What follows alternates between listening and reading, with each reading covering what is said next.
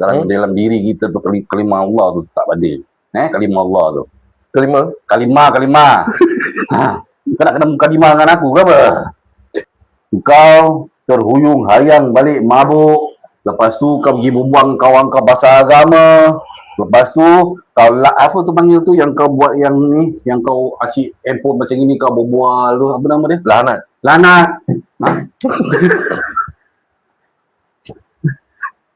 Live. Kau live. Tiap-tiap malam pukul 3 4 pagi. Mana kau dapat duit? Kau jual Uzaimi kau.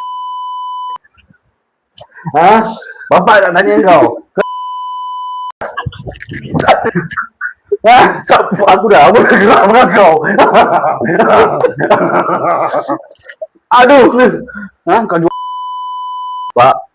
Sabar Pak. Kau jual sini. Pak, sabar. Nak main pusing-pusing, on music dulu. Ning. Duduk. Salah Pak, kalah. Bapak kalah. Tak Pak. Okey, saya cakap betul.